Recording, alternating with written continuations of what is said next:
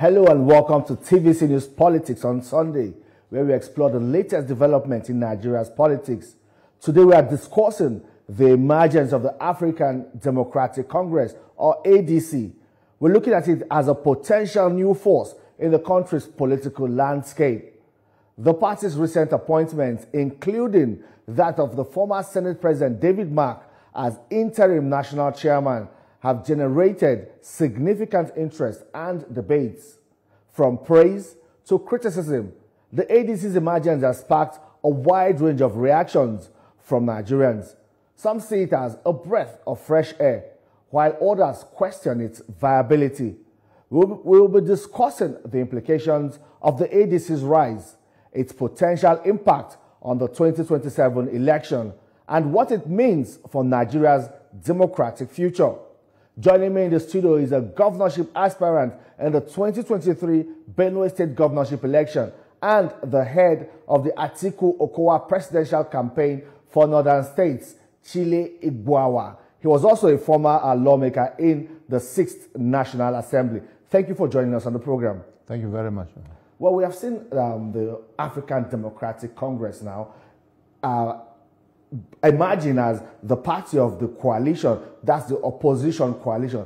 But how does this have a semblance of the credible alternative Nigerians seek? Well, thank you very much, and good evening, viewers. The party ADC, of course, is an existing party. What we are doing as the coalition is to completely rebrand that party, to assume the image that we desire. And so what it is now may not completely disclose what will come out in the end. But even so, if you look at the manifesto and the constitution of the ADC, even though it has been a largely silent party, you will see that it's remarkably better than most of the big parties that you know. But that notwithstanding, we are going to completely rebrand it. That is part of what we have agreed. So it is going to come out as that party that Nigerians have been waiting for. And I'm sure you have been following, the narrative that has followed the adoption of the ADC now as the new coalition opposition. Some say it's like putting old wines in a new bottle, same sour taste, the same people, the same politicians. Some of them have been at the helm of affairs before and now out of government, deciding to form a political party. But now we'll narrow it down to the key people now within this whole coalition. I'll start with Atiku Abubakar. He has contested elections several times, indicated his interest, to form a coalition, go with the coalition, even against the interests of his party, the People's Democratic Party. And we also have Rotimi Amechi, Peter Obi, Nasir Rufai. We've seen Rufai. We've also seen former president of the Senate, David Mark.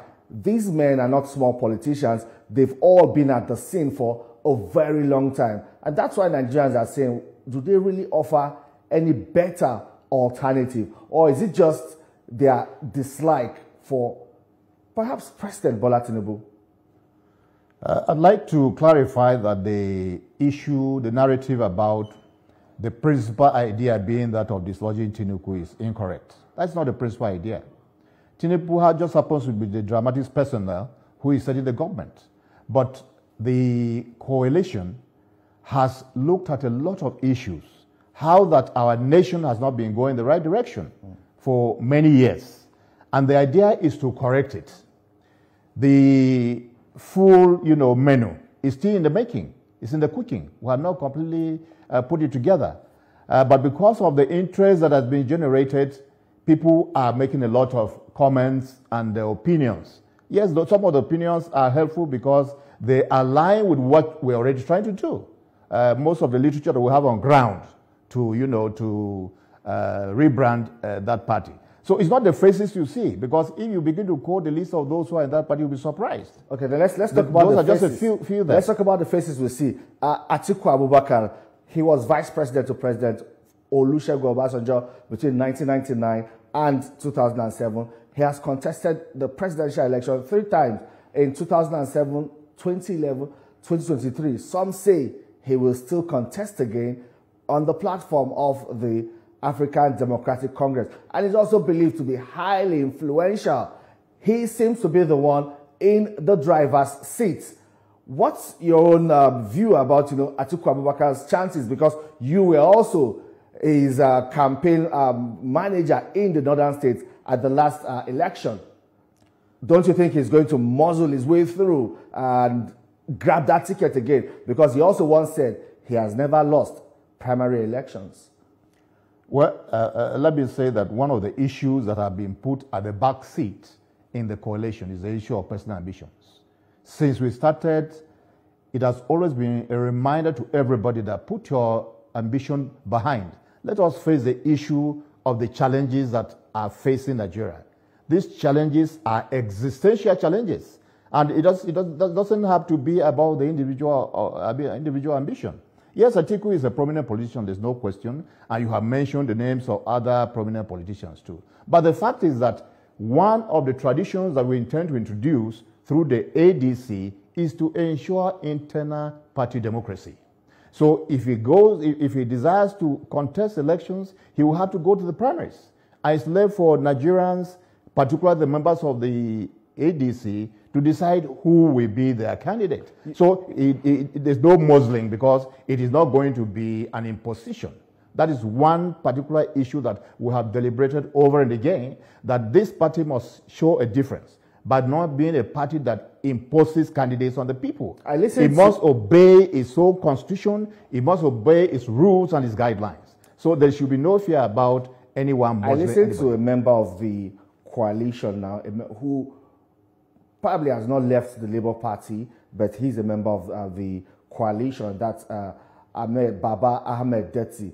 Talking about Atiku and his influence, saying that, also recalling one PDP presidential primary election that was held in Port Harcourt, the way Atiku was able to buy his way through, and even envisaging that we might see a reenactment of these, because these politicians are believed to be desperate. This concern was shared not by me, not by people outside, but by somebody in the coalition. I think that he has the right to his own opinion, but I can assure you that there will be no muzzling. There will be internal democracy in the ADC. It is one of the basic principles that we intend to, strongly hold on to make a difference. So the idea of the fact that somebody has been successful at several primaries before does not necessarily arise, because if the people go and say he's the one, so be it. But he's not the only prominent. You mentioned several names. They are there. The Peter Obis are there, and others too. Some who have not even come up.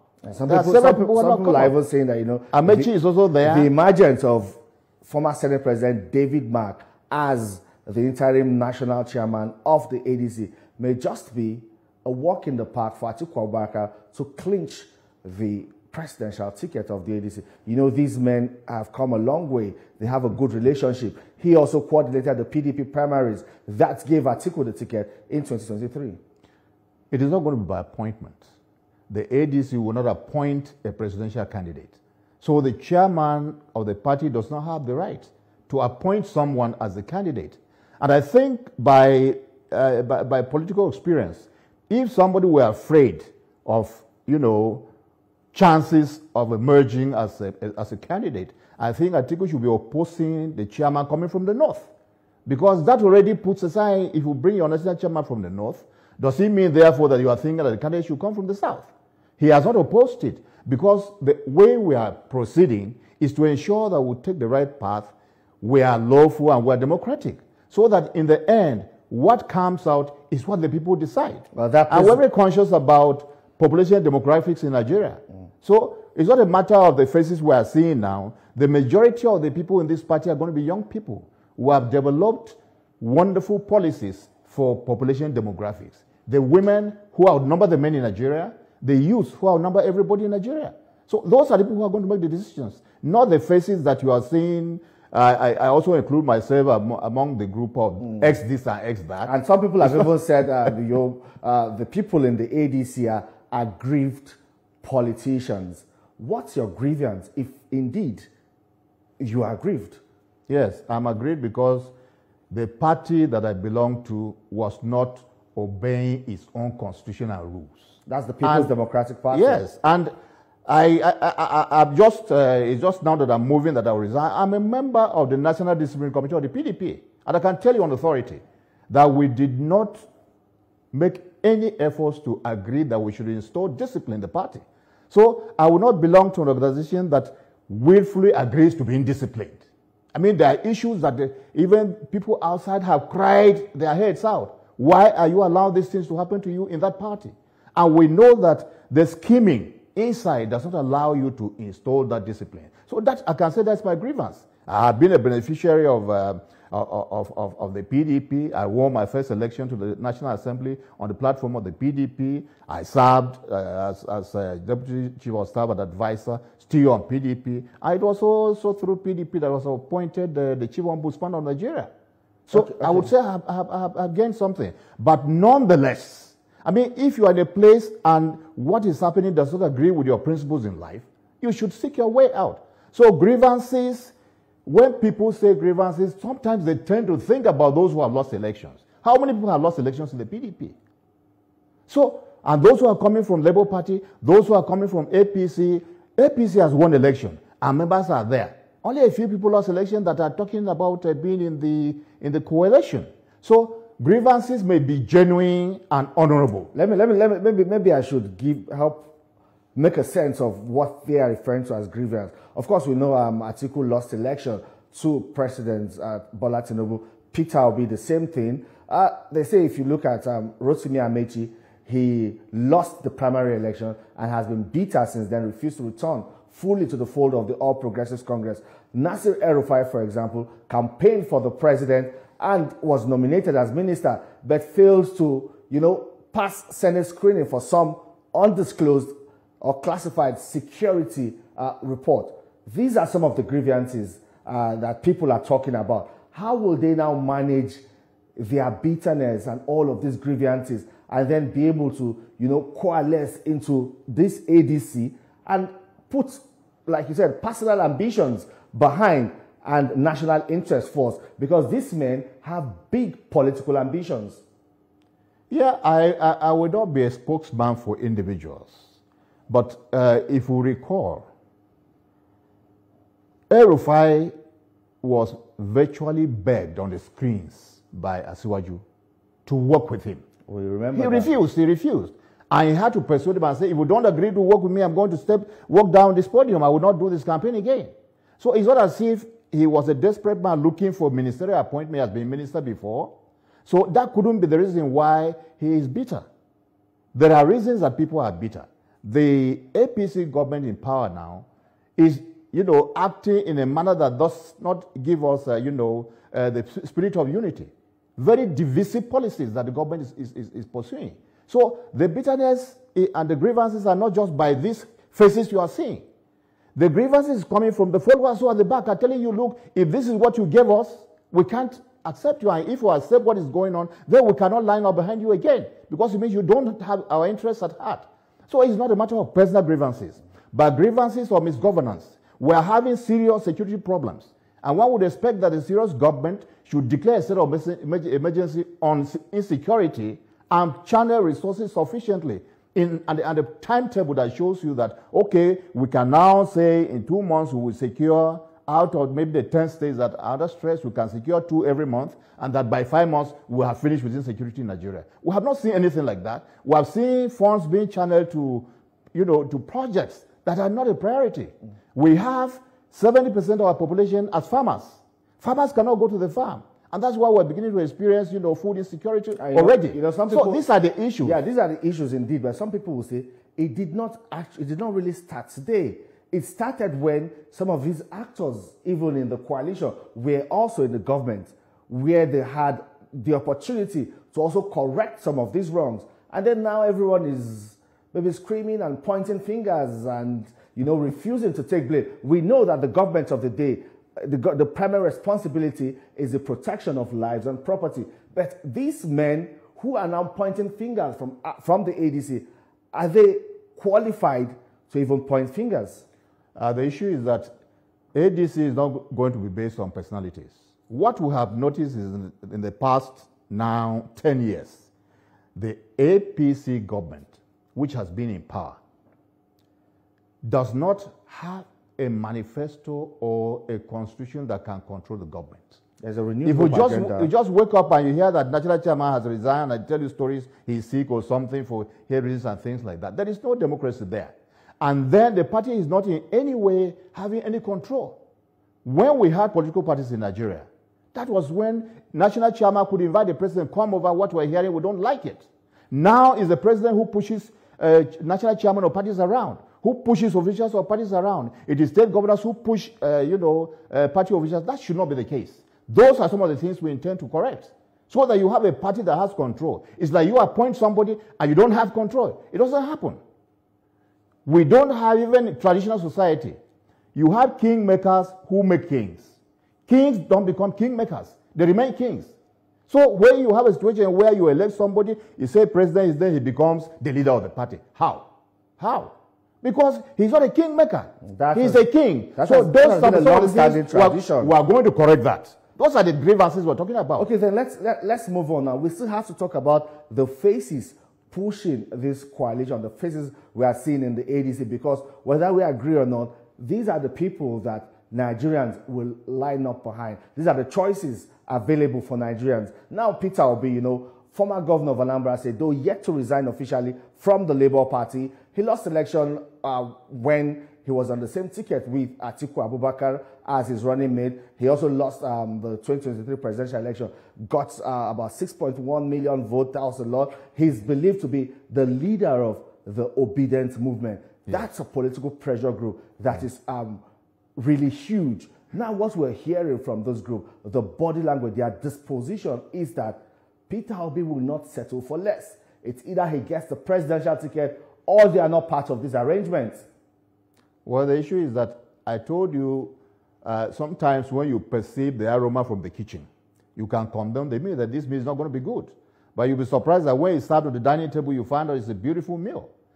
Some of those who are saying those things are not properly informed about what is going on. We've been working on this project for nearly 2 years.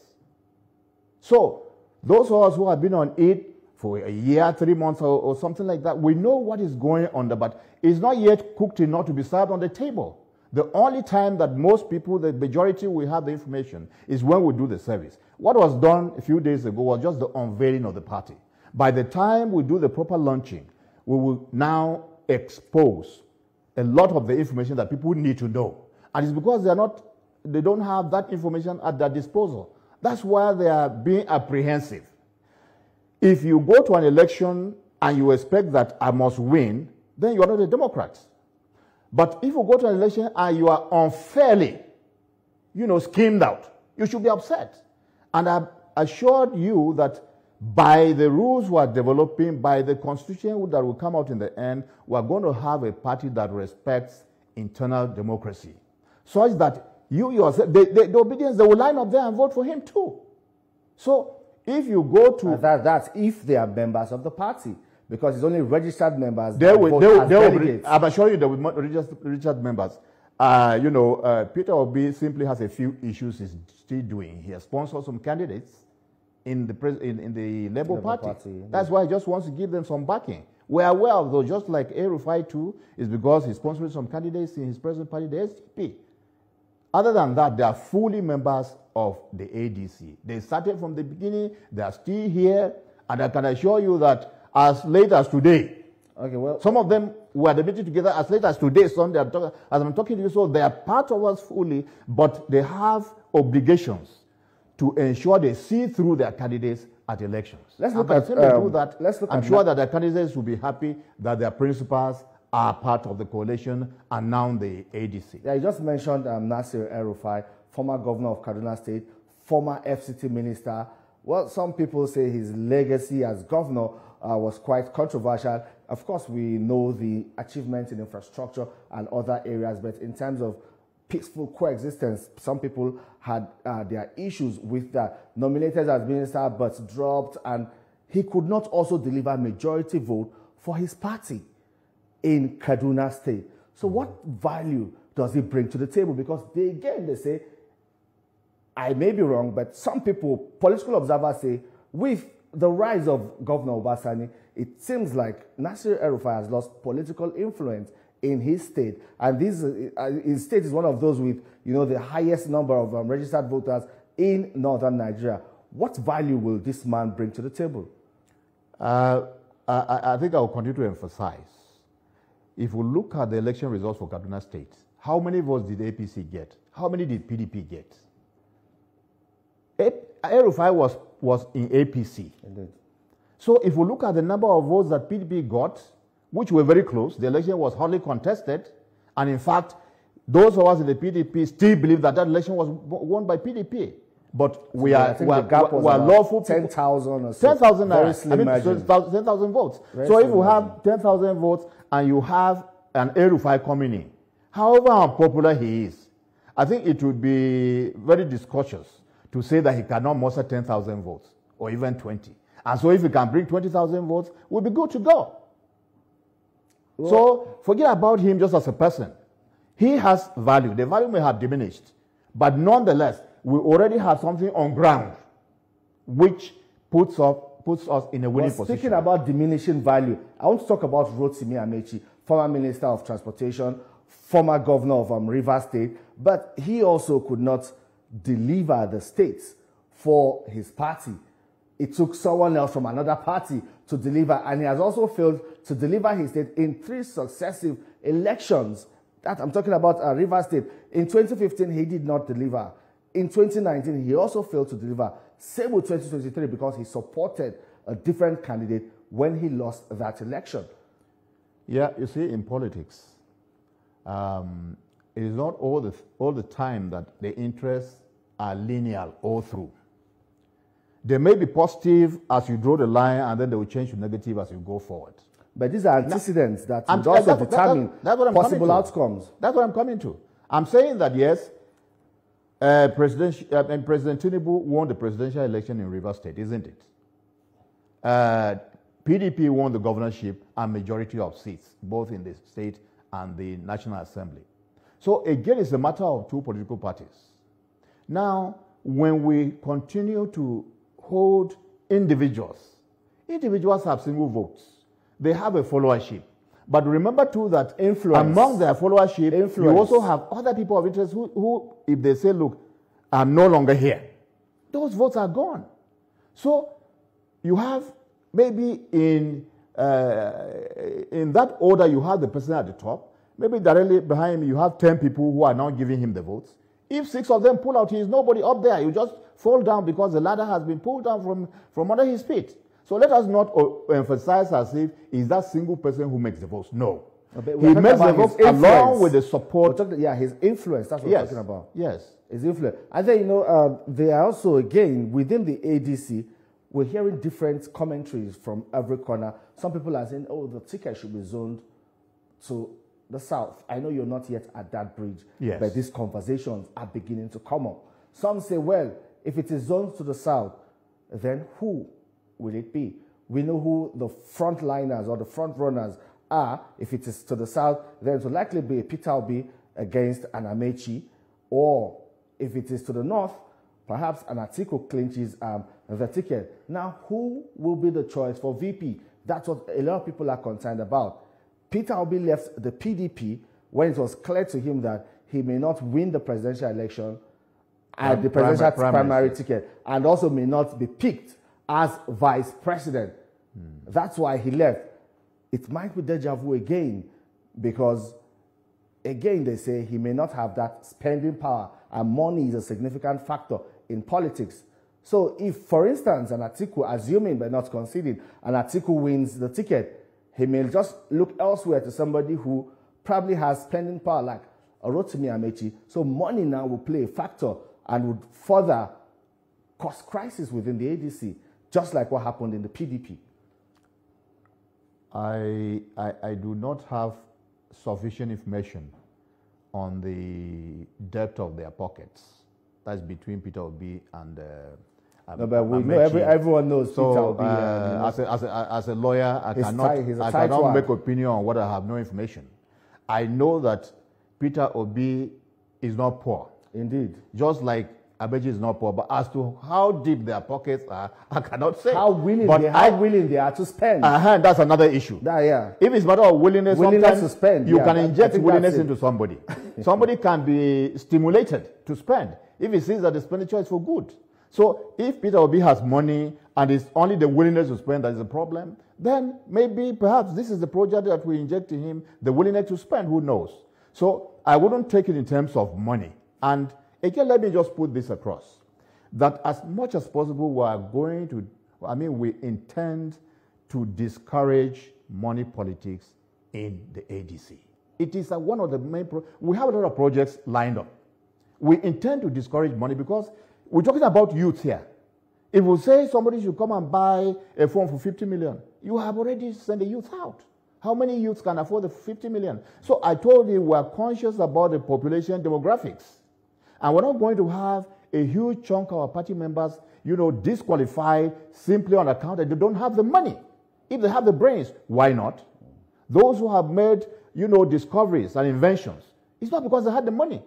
The money came after they made the inventions. Indeed. So we're going to ensure that people are not simply disqualified or disallowed from participation on the grounds that they don't have sufficient money. All right, then, and Nigerians will also be watching to hold it to account. But in 30 seconds, quickly now before we go, when this administration came on board, the President Bola Tinubu's administration, they came with a lot of reforms. We saw the removal of fuel subsidy that virtually all candidates campaigned that they were going to remove subsidy. We've seen reforms like, the unification of the exchange rate, most recently the tax reforms. What's your own view of all of these reforms? Are they in good faith, or do you quarrel with the management and probably the process of their implementation? Thank you very much for answering part of the question for me. I support a removal of fuel subsidy as a person, but not in the manner it is being managed. First of all, nobody has had, the sense of duty to tell Nigerians that this is what we have realized from the removal of fuel subsidy, and this is how we're channeling it.